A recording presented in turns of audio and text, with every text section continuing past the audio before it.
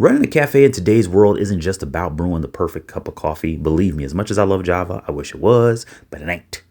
It's about adapting, innovating, and for many, navigating the challenges of a business partnership and the business in general. But partnerships, in many cases, can be that game changer, balancing creativity and working with one another, sharing the load. In this episode, we're deep diving into the cafe industry and exploring the latest trends, the hurdles that cafe owners are facing, and the tech that's transforming how coffee shops operate and thrive. That's not all.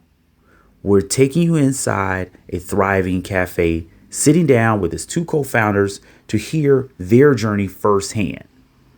They'll share what's it like to start a business with your friend, how they've balanced and how they've built a successful brand together, and the lessons they've learned along the way. Plus, we'll break down the best strategies for growing a cafe business or even starting one up from the ground up, even during the toughest times. And a lot of businesses are facing right now, and they're only getting rougher and things keep changing.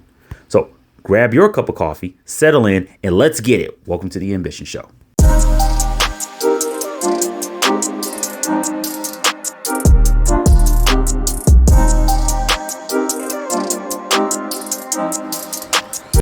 What's good, everybody? So welcome again to the Ambition Show. I'm your host, Aaron Muhammad. Thank you so much for joining us again. And today we have a special guest. We have two special guests, actually. The partners, the owners of Cafe Urbano right here in good old Chicago, Illinois. We're going to sit down, talk to them, and get their perspective on things in the cafe business, because this is a great business to get into. It's a tough business to get into. All aspects of hospitality are really tough to get into, and they're really challenged. They've been facing a lot of challenges over the past 4 or 5 years, especially, and it's not changing. It's actually getting tougher. So we're going to get it from two guys who have been doing it right. They've been going through the ups, the downs like everybody else, but they are coming through the other side and they are seeing great results, and the people are loving them for good reason. We're going to get into that. But first, we're going to kick it off with just going over the current landscape of the cafe business and get into what's happening, what trends are going on, and exactly what are the challenges that some businesses are seeing. So before we get into that interview, let's break a few things down. Okay. The global cafe market has been bouncing back strong. Like I said, there's been a lot of challenges, don't get me wrong. And we've seen some major lows, over the past 10 years and going into 7. But the last few, it's been on an upswing.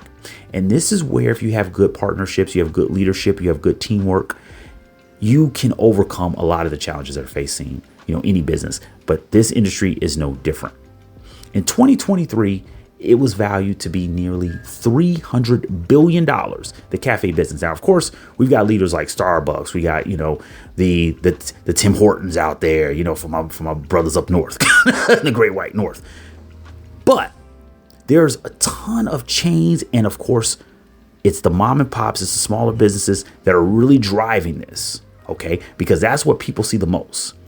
You'll see more local coffee shops and cafes than anything else right now, and that's exactly what we want to see. It's expected to keep growing at about 5% annually, possibly even reaching almost 500 billion by 2030. This is why a lot of people started getting in after the pandemic, right? They started to see things thrive. They started to see things change up.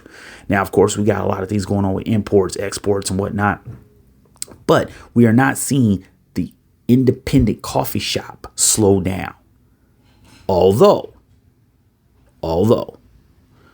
just like every other startup, we got to keep a few things in mind. It's nice to look at numbers like that, but people are more than numbers. And multiple industry reports show that more than half of independent coffee shops don't make it past the first 5 years, which is pretty much in line with the majority of small businesses, and no matter what industry, where they don't make it past the first 2 to 3 years. That hasn't changed much in the US, and that's pretty much the same around the world, right? So this is why things like having a partnership, this is why things like having a strong staff, so things like especially branding yourself and connecting with a community are essential. Good news, though. Many cafes have found ways to thrive by adapting to changing consumer demands, and our guests are no different. When there's opportunities to innovate or just bring something that's already in the industry to a new market, to a community, ordering online, delivery services, connecting with delivery services, right? Adding a drive-through if you have that opportunity. Unique in-store experiences. And let me tell you, the place we're going today, they know about a unique in-store experience, and they are constantly thinking of new ways to keep customers not only just happy, but coming back. They want the return on investment. They want those returning customers. And this is what more small business owners need to be thinking. Branded coffee chains in the U.S. have actually grown as well. Okay, so it's not just, like I said, not just the independent places, but they've had their impacts as well. We've seen how Starbucks has started to pull back from some essentials that we know Starbucks to be known for, right? So keeping those things in mind.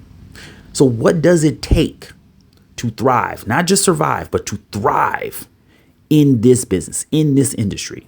That's exactly what we're going to find out more from our guests. So we're going to sit down, chat with the two owners of Cafe Urbano right here in Chicago, Illinois, and they'll share their journey, lessons they've learned, some tips, and, some words to move by, as I like to say.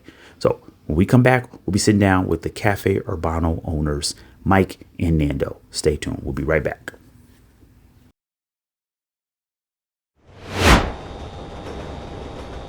All right, everybody, welcome back to the Ambition Show podcast. Appreciate everybody for joining us.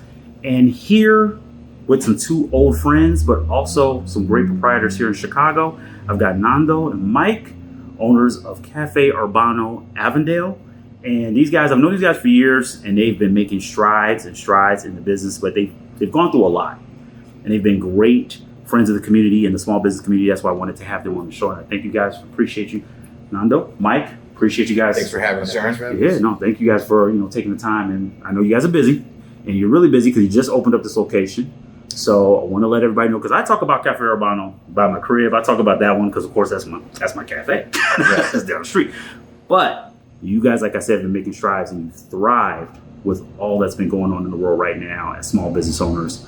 Nando, Mike, guys, tell me first off about the location we're in right now. Tell me a little bit about the new location.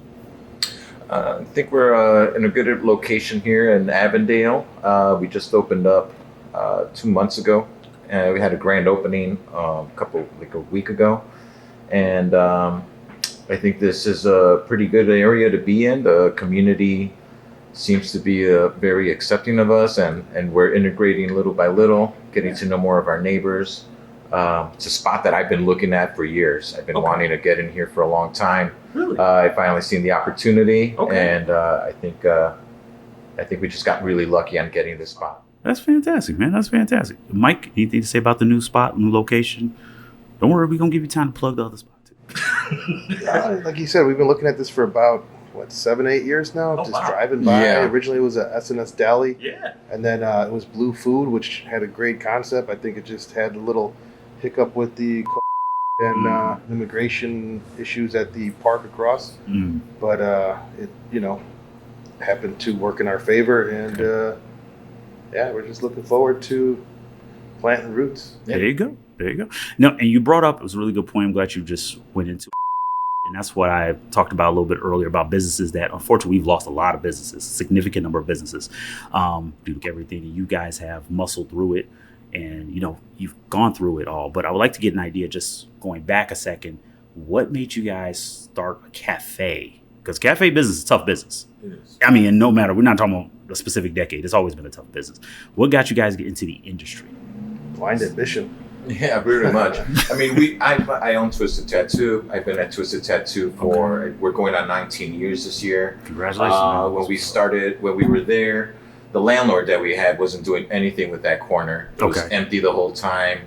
And I was telling them that this corner is affecting my business and the community, and having such a good location and then not doing anything with it is almost a sin.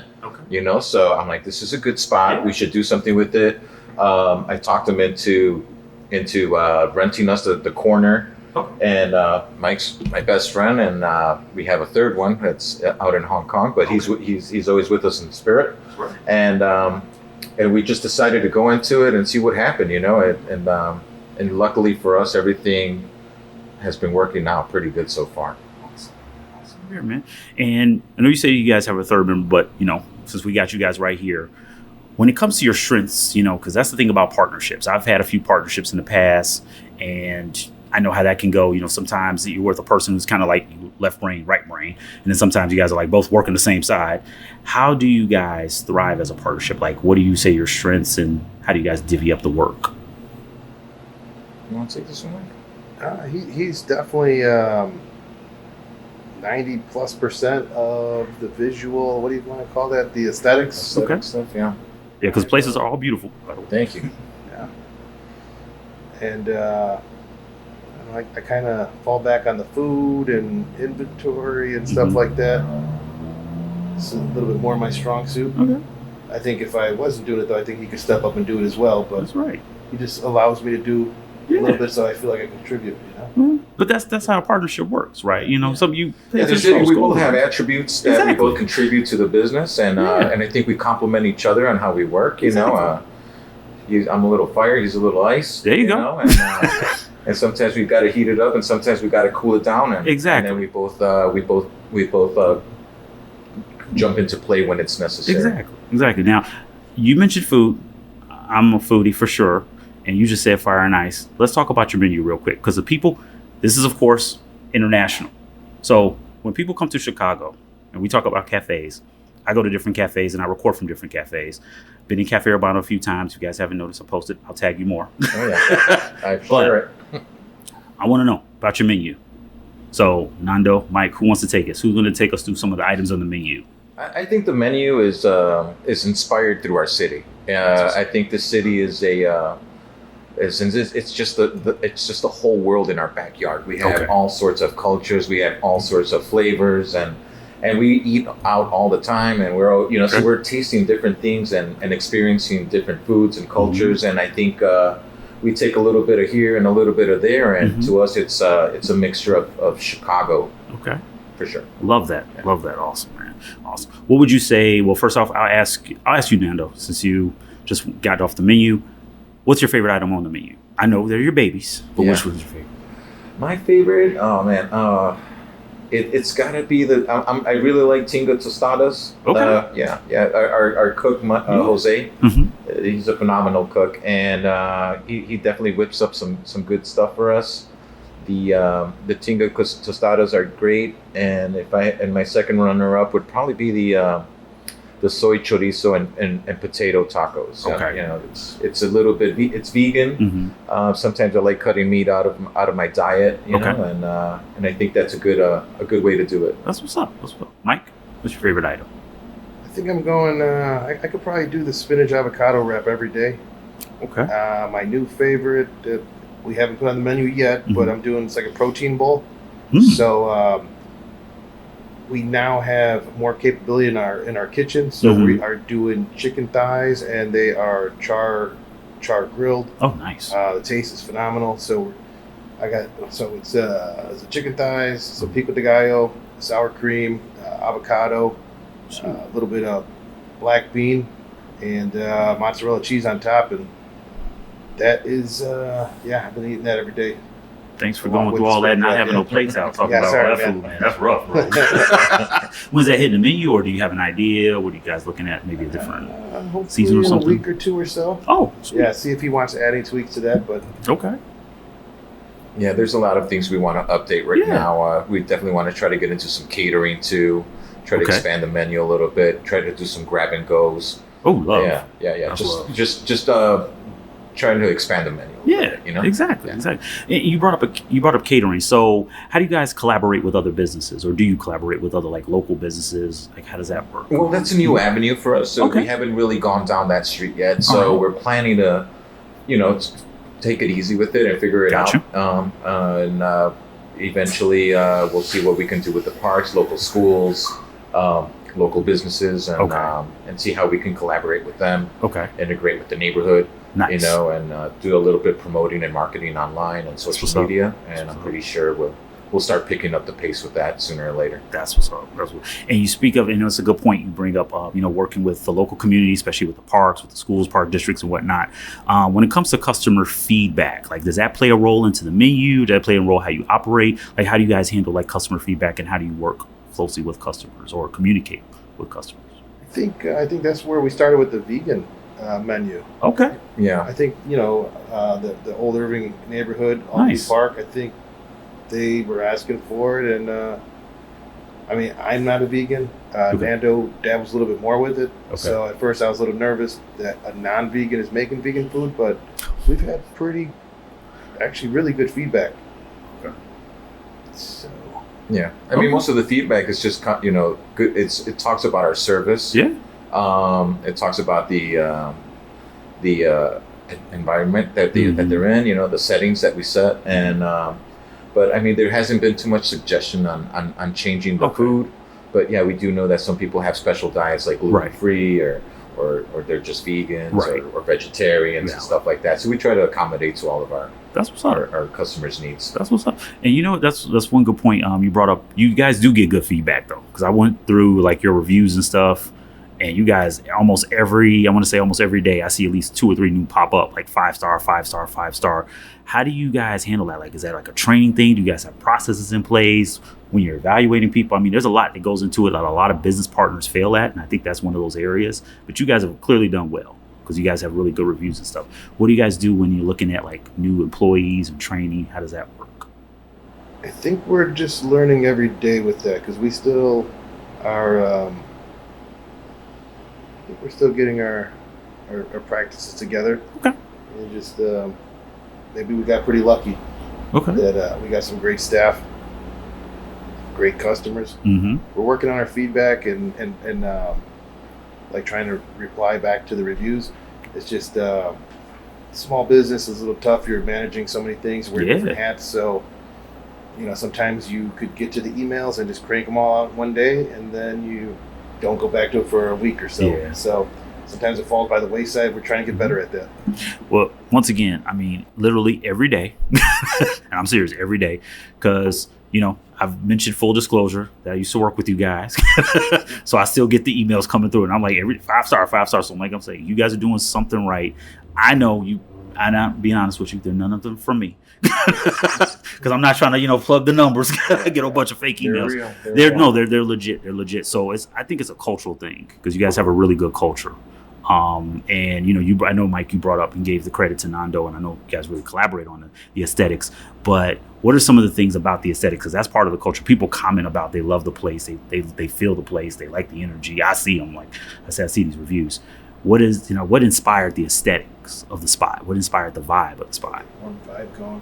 Yeah, we got a good vibe going with it. With I think a little bit of the color schemes, and I think a lot of it is just opening up our location to to our community. Okay. As far as like artists goes, I'm an artist myself, so I like to try to support as many artists as possible. Awesome. We have people that come in with paintings, drawings, photography, and just all sorts of mediums that and I think people seeing that their coffee shop is promoting and encouraging artists to sell their work and helping them as entrepreneurs too. That's what's up. I think seeing that on our walls all day, I think that helps out a lot too. Yeah, you like you said, on the walls, but also you guys have like a vending machine too at the other location. I know we're talking about this, but on the other location, what's that about? What's the other location has a vending machine called Local Treasures. Okay. And it's operated by a friend of ours named Gigi. Okay. She's an artist too, and she usually does all the collaborating with different artists. And there's people that do stickers. There's people that sell cassette tapes that they go hunting for in thrift stores. There's like knitted hats. There's toys. There's art. There's all sorts of things in that vending machine. Sweet. And it's just to help also encourage other artists to sell stuff, little jewelry. It's just a mix of random things, that, it's to help out other artists too, and help other people who have a little side hustle going on. Exactly. That's awesome, man. That's awesome. And we even have Dubai chocolate in there. Oh yeah. It's a vending machine. And then I don't think we've ever taken a commission from any artwork sold from the walls.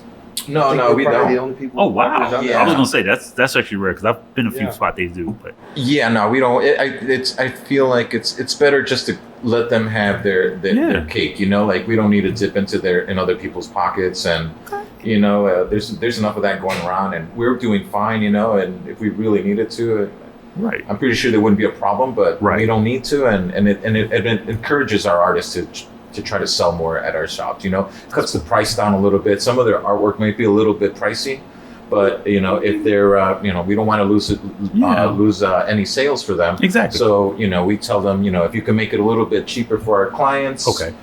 you might sell your artwork a little bit faster that True. way. You know, and so that's really what it comes down to, is just to make sure that they could give our clients a better deal on their artwork. You Okay. know?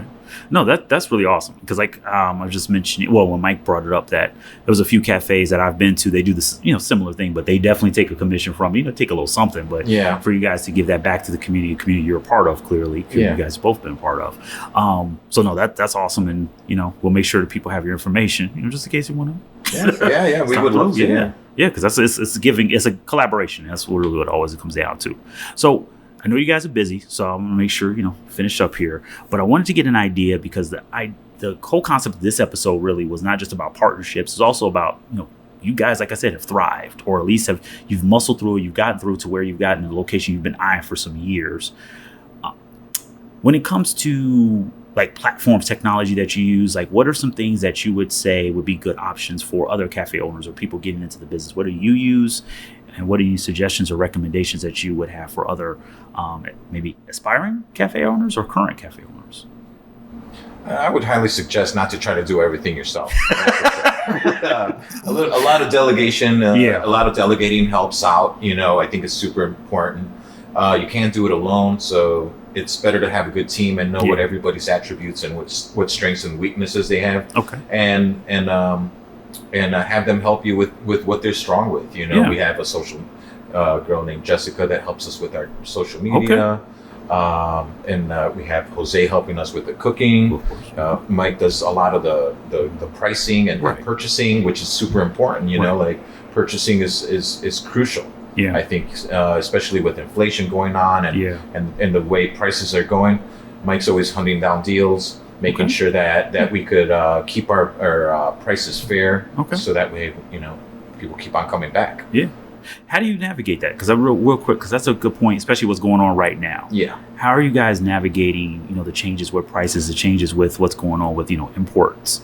How are you guys, like, I mean, literally, not necessarily how you necessarily do everything minute by minute, but, you know, what are some suggestions or what are some, you know, tips you can provide others?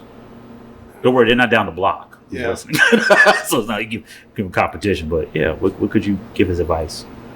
I guess it probably depends which way you're going about it. Like we started this not necessarily for a huge profit. We started it just to survive and pay the staff and have a place for us to go. Because he mentioned, he has a tattoo shop that's maybe 75 feet from the coffee shop, maybe less. So when we started in 2014, we had to order, there wasn't even Grubhub at the time. We had to just order pizzas from half a mile away. So with the amount of tattooing that he was doing on me, I mean, sometimes we would be stuck in the shop for 15, 16 hours and we're ordering from 2 different places and there's nothing nearby. So he's like, hey, let's open a coffee shop. I was like, I don't know anything about it. That's a great idea. We should do that. So the main thing was over pizza. Yeah. There's only so much pizza you can have. I was going to say, you're like, this is kind of we need some croissants up in this one. But go ahead, sorry. Yeah, I think it just totally depends how what your goal is. You know, some people are going to do not for profit. Some people are going to go strictly for profit. You know, we just want to be able to sustain and have something for ourselves in the community. And if it pays us, great. If it pays us, fantastic, even better. But we haven't got there yet. Okay. Well, it takes time. Sustainability. That's a small business. It takes time. Real quick, because you mentioned it, and I know you brought up the tattoo shop as well. But we want to make sure. I know we're talking about Avondale. What's the location? The first location, the one that you guys originally started. Where's that located? It's in the West Walker neighborhood on 4176 North Elston. Okay. That's where it was born. Yeah, that's where it all started. That's what's up. Yeah, that's what's up. All right, fellas. Well, I'm going to leave you with one question. Well, Yeah, just one question. I'll finish this one. I ask all guests this, and you can take your time with it. But if there's a quote or advice from somebody, somebody you may follow, what would be the quote that you live by, or a quote that you would share with someone else that would be really good for a small business owner, an entrepreneur who needs inspiration or needs motivation, and they have dreams and goals? What is a quote that you would share with them, or a saying you would share with them? Off the top of my head, I would say just aim for 1% better every day. Nice. Mic drop. Mic drop. Oh man, I know, right? That's a good one. I mean, okay, man, that's a tough. I don't know what quote I would really, or a saying that you may live by.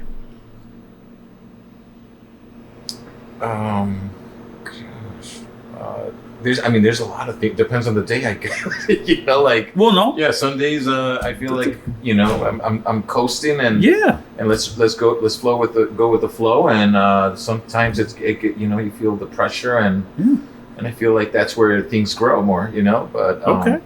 But either it's just depends on the day, I guess. That's my quote for the day, but that's the life of an entrepreneur, though. Yeah, that's the life. It all changes every day, So it's really you just got to be ready for the changes. Exactly. No, that's a good point, though. You got to be in some changes you can't be ready for, but that's when you talked about you have a good teammate. That's how I've always looked at anybody I work with. There's teammates, not employees, not even partners, just teammates. Because that's just sometimes it's going to be throwing some curveballs. Some days are going to be great. Some days are going to be bad. But that's why you have support. You guys have a really strong team here. So now you gave me the location for the address for the first location. What's the address of this location in Avondale? So we let the people know. It's 3288 North Elston. Cool. All right. So we're going to look out. I want to try that sandwich when you drop that sandwich. You keep dropping a secret menu, and I don't appreciate that. This dude told me about a freaking strawberry horchata. Exact. I'm like, huh? He's holding out on me too. I didn't even. Oh, you didn't? I haven't shown him yet. We just talked all that stuff about partnerships and stuff. And you just did that too? I gotta have secrets, okay? Yeah. All right. Well, it's March and it's Chicago, so you should have like a mint, or you need some kind of like St. Patrick's kind of horchata. I'm just throwing it out there. I'm not trademarking that. You can have that. Might have to do a matcha horchata. A matcha horchata. There you go. Matcha horchata. Boom. Came up with something. All right, guys. So Nando, Mike, Cafe Urbano boys, appreciate you guys so much at Cafe Urbano Avondale, and we'll be right back after this break to the rest of the Ambition Show podcast.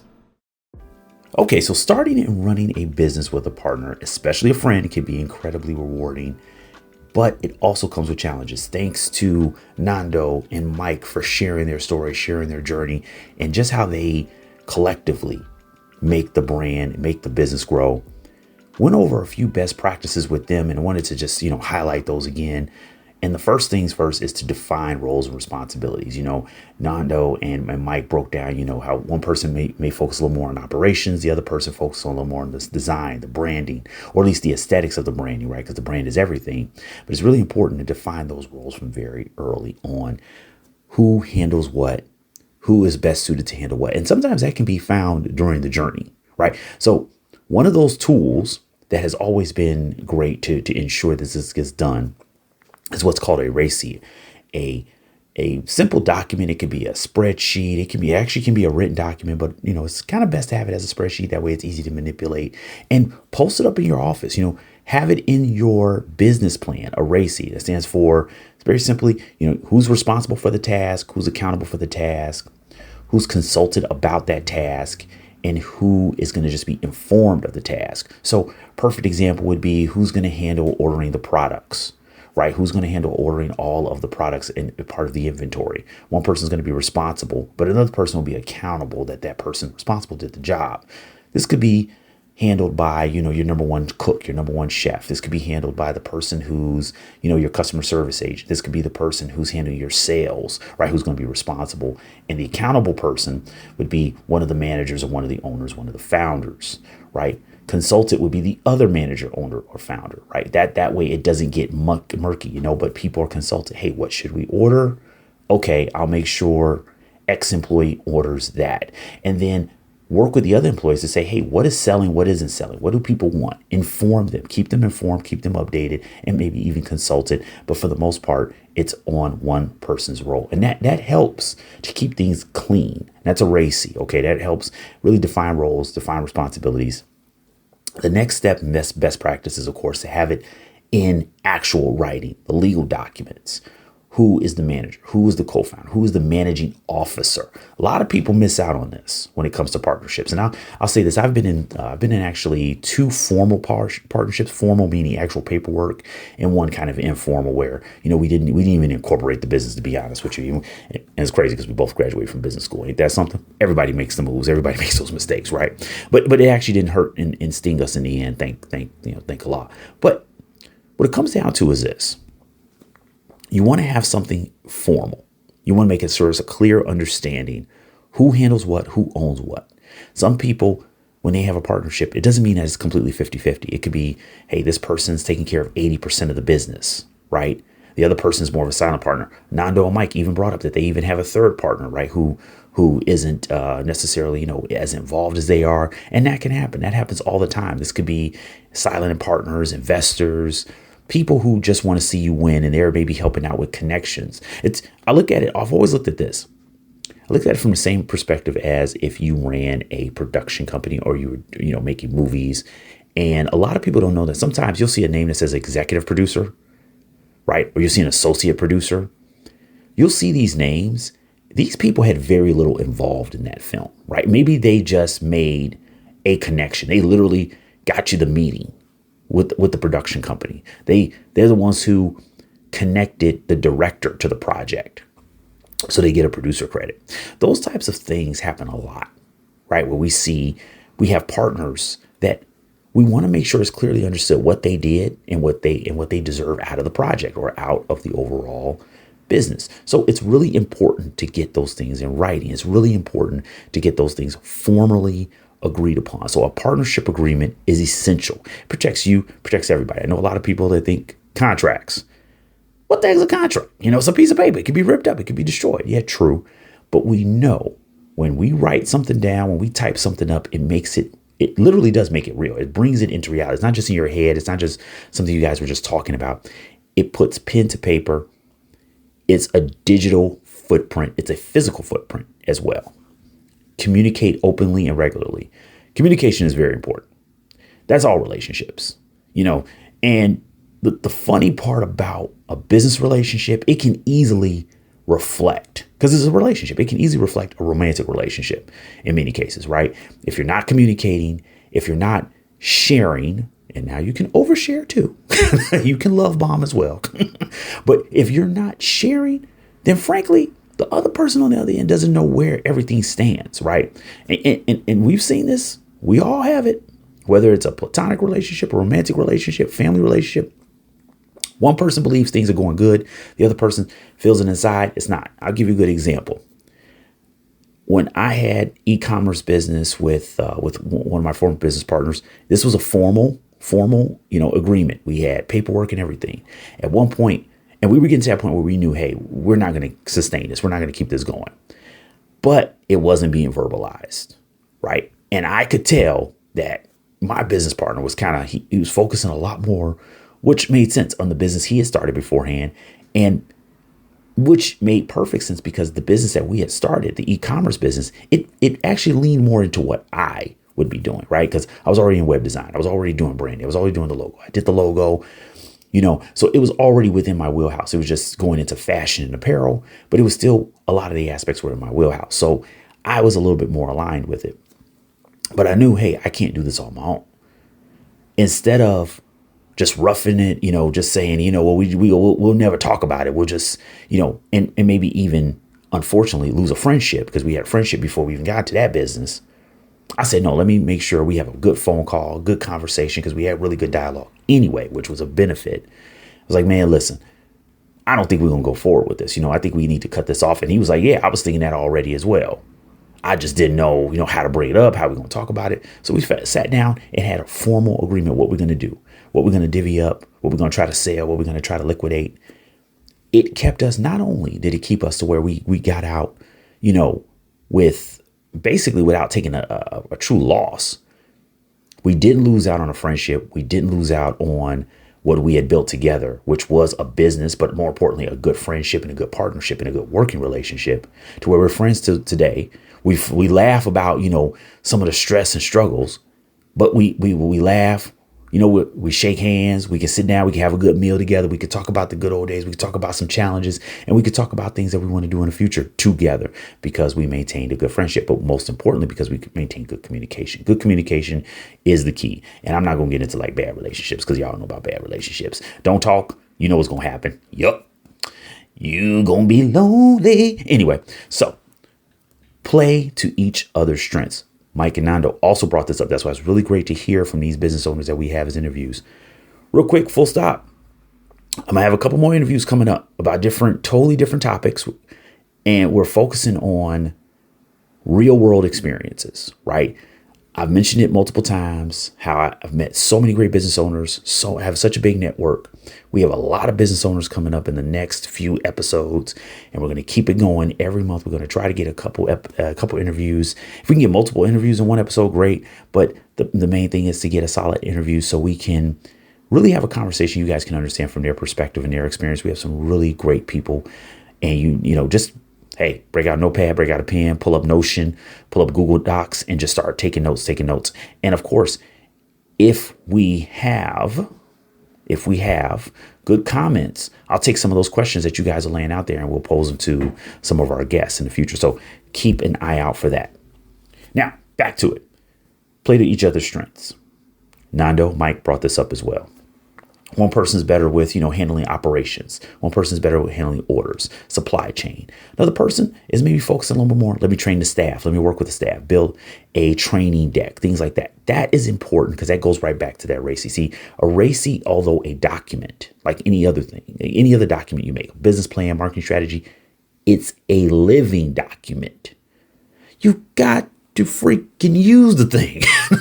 So when you say, hey, this guy is supposed to handle this person is handling that, let them do that. Don't step on their toes. Your partner, your teammate, your business partner, you respect them and you respect their strengths. You respect what they bring to the table. Next up, plan for conflict resolution. This can also feed into feed from your RACI, I should say. Your RACI can kind of push into this. Who handles, working with disputes, or who handles working with maybe even a complaint? But have that mapped out. The best that I can say from my experience that we had it mapped out from past work relationships. In one of the first businesses I had with a friend, it was very clear who was going to talk to the customer. In this case, we would have it as the person who was throwing an event, right? So we work with an event coordinator, event planner, party promoter, whatever it may be. Who is the person going to talk to them, right? We're not going to go in there. We're not going to double talk. Who's going to be the person to handle that? Because who's more equipped to handle that, whether it's a negotiation standpoint or it's just, making sure that if a complaint came up or an issue popped up, that person not only had all the documentation, but that person also was equipped to handle it. But here's the most important factor of that. That doesn't mean that you're isolated. It doesn't mean like, oh, Aaron handled all of that, so X, partner is not gonna have any insight into it. No, what it means is Aaron handled that.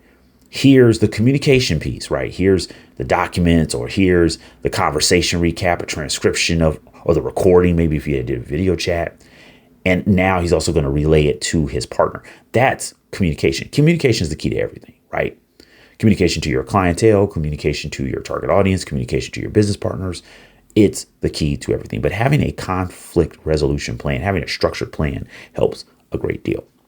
Keep finances transparent. This is why it's really important to start using some type of software, whether it's, Excel, Google Sheets, hey, you build it as you fly in some cases, right? Now, when we get into the tech and we talk about some of the technology especially that, Nando and Mike were very kind enough to share with us, there are ways to make this so easy where your entire business is running on one platform to where it's easy for both of you guys to pull. It's easy for you guys to see the finances. It's easy for you guys to have an understanding. But most importantly, once again, it comes back to a communication piece. It comes back to a conversation. What are we going to use? Are we going to use the POS system? Are we going to use, are we going to have a separate financial and accounting system? And here's another thing. When we work with our CPA, when we work with our accountant, when we work with our, tax advisor or tax strategist, what software are they using? What insights should we have? Once again, who's responsible? Who's accountable? Right? Who needs to be consulted about this? Who do we have to inform to make sure we're getting certain documents, making sure people are turning their tips in time, or making sure people are clocking out on time? Who and who's going to be accountable for making sure this has happened? Who's going to be responsible for making sure this happens? Those types of things are very critical, and it goes back to communication. Now, there's platforms like Wave. I said Waze like you're about to drive somewhere, right? Wave.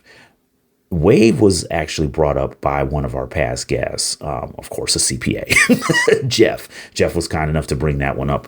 And it's very important to see that there's different opportunities out there. So you might not be with QuickBooks. You might not feel that that's a good platform for you. So you might use Wave, or you may use Zoho, Zoho Finance and Zoho Accounting. It's a well-known platform. A lot of people use it. I've worked with a few clients on it in the past. And you want to work with what's best for you and your team. So look at those different options that are out there, most importantly, and have good communication with your team. That way you understand what you guys are going to use, who's going to handle what, and most importantly, who is going to have those conversations when it comes to, we need to talk to the accountant, or we need to talk to the tax person, who is going to handle, that area of responsibility. Once again, that RACI will be a great tool. Align on growth and vision. Now, this is the final piece, but you can't have a successful business, especially, in general, you can't have a successful business without this, but especially with a business partner, because if one person they have a vision, they have an idea in their head of what the business is going to look like.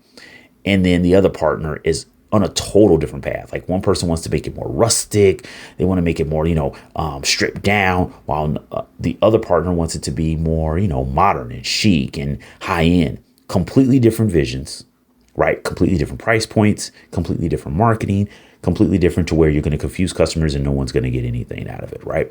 Very simple conversations, very simple questions. Once again, coming back to what? Good old communication. So if you have solid communication, you can actually feeds into every single one of these best practices. But most importantly,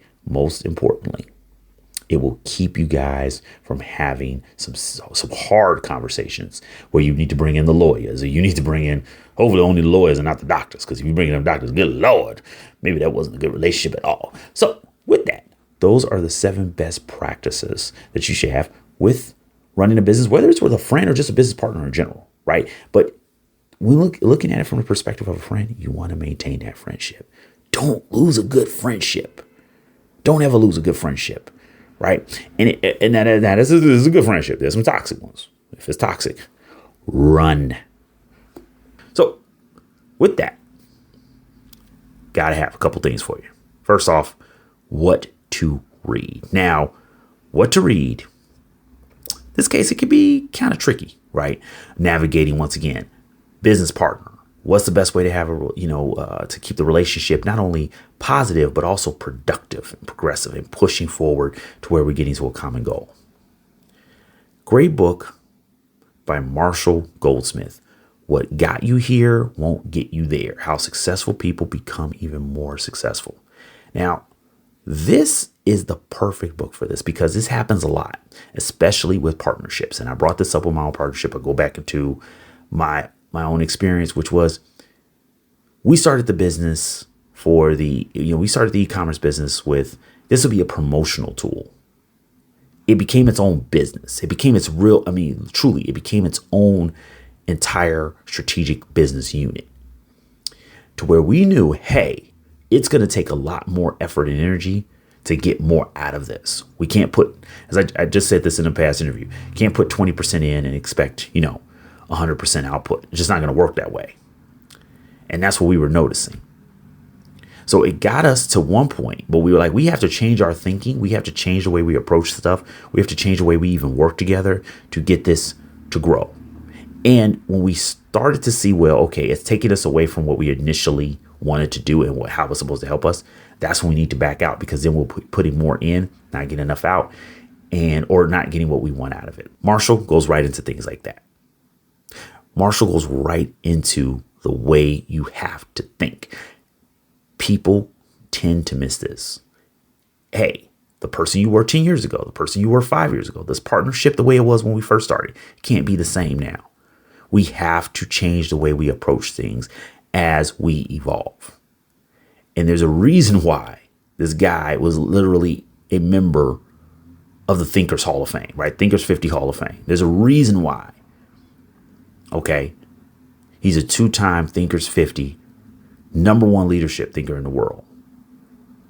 This is a great organization that works with people and to understand ways to not only do strategic thinking and innovative thinking, but most importantly, teaching, training, leading, building relationships in people. And for someone to actually do this 2 times, to be the #1 in leadership twice in their lifetime, that means he's constantly innovating. He's constantly changing. He's constantly building. It's a fantastic book. I lucked up on this book. Be honest with you, wasn't looking for it. Looked up on this book by a recommendation. Somebody over at Goodreads. If you're not a member of Goodreads, you should. It's awesome. And I was like, okay, this sounds like a pretty cool title. First off, I'm like, this is a cool title. Let's check it out. And I thought about literally reflecting on past relationships and experiences and how I had to approach a situation differently. And if you approach the situation the same way you did maybe a year ago, 2 years ago, 5 years ago, 10 years ago, and once again, communication is important. If you're approaching that situation the same way you would have before, I'm sad to say, it's not going to be a good outcome, right? Because your thinking hasn't evolved. It hasn't transitioned, hasn't changed to the world that you're in, the world you're encountering now. You were just starting a business before. You had maybe very little money, if no money in the bank. Well, now you were operating $1 million business. You think you're going to handle things the same? Here's the one that really gets you as a leader. You didn't have a team. You didn't have employees. So you could move differently. Does this sound familiar? You got kids?